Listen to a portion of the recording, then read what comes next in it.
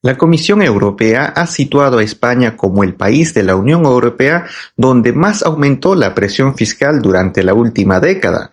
Más allá del impacto político que suele generar un dato como este, conviene preguntarse qué significa realmente, cómo se mide la presión fiscal y qué factores explican este resultado. Comprender estos elementos ayuda a interpretar mejor el funcionamiento de una economía moderna. Cuando se habla de presión fiscal, muchas personas piensan únicamente en la creación de nuevos impuestos. Sin embargo, el concepto es más amplio. La presión fiscal representa la proporción de los ingresos obtenidos mediante impuestos y cotizaciones sociales respecto al Producto Interno Bruto de un país. En otras palabras, mide cuánto recauda el Estado en relación con el tamaño de la economía. Este indicador es utilizado por organismos internacionales porque permite comparar economías de diferentes tamaños bajo una misma metodología. Un país puede aumentar su presión fiscal porque aprueba nuevos impuestos, pero también porque recauda más gracias al crecimiento del empleo, al incremento de los salarios, a una mayor actividad económica o incluso al efecto de la inflación sobre determinados tributos. El informe de la Comisión Europea compara dos periodos, el comprendido entre el 2015 y 2019 y el correspondiente al 2020 y 2024. Según ese análisis, España registró el mayor incremento de presión fiscal entre todos los Estados miembros de la Unión Europea.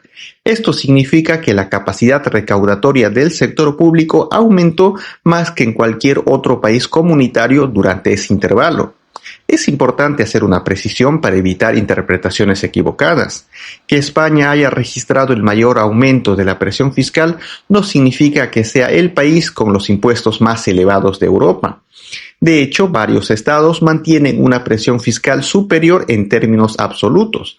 Lo que destaca el informe es la velocidad con la que aumentó el indicador durante los últimos años. La principal explicación se encuentra en la evolución del mercado laboral y de la recaudación tributaria.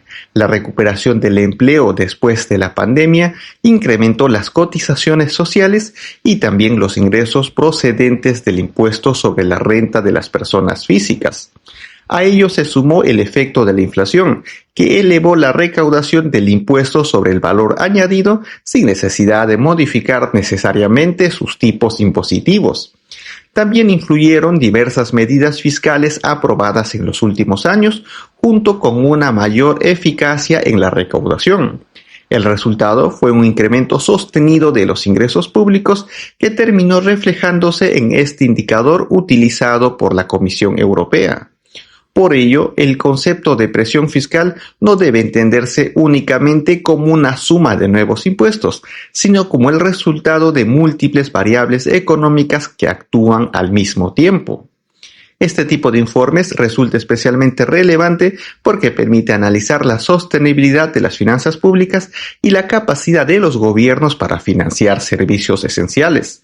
Sin embargo, también abre un debate sobre cuál es el equilibrio adecuado entre una mayor recaudación y el impacto que ésta puede tener sobre el consumo, la inversión, el ahorro y la competitividad de una economía dentro del mercado europeo. Precisamente por esa razón, la presión fiscal suele analizarse junto con otros indicadores económicos.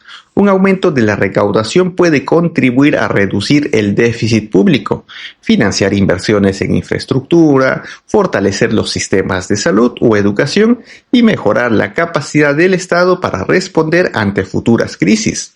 Sin embargo, también puede modificar los incentivos económicos de empresas y trabajadores cuando la carga tributaria crece de forma acelerada.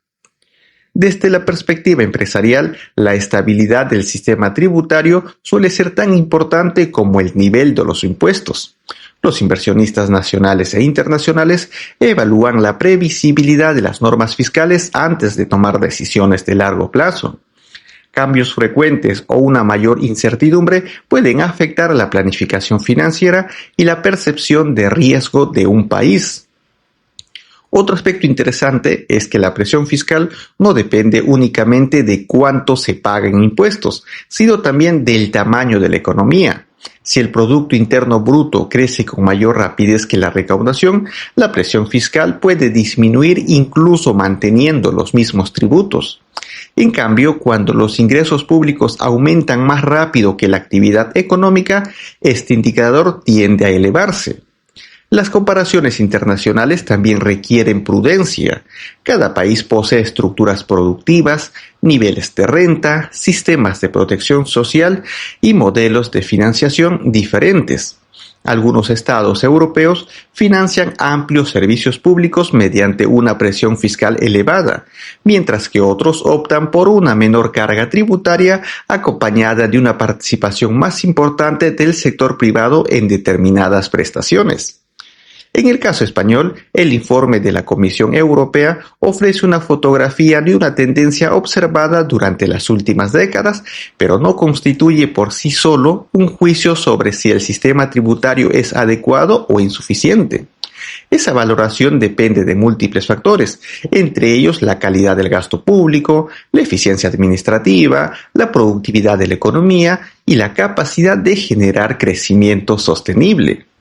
Para los profesionales de la economía, la gestión pública y las finanzas, este tipo de información resulta especialmente útil porque permite comprender cómo evolucionan las políticas fiscales dentro del contexto europeo.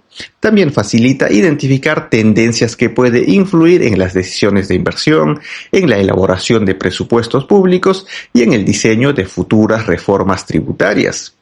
En definitiva, más allá del titular que afirma que España fue el país donde más aumentó la presión fiscal en la última década, el verdadero valor del informe consiste en ofrecer una base objetiva para analizar la evolución de las finanzas públicas. Comprender cómo se construyen estos indicadores permite interpretar con mayor precisión el debate económico y distinguir entre las cifras, las causas que la explican y las consecuencias que pueden tener para ciudadanos, empresas y gobiernos.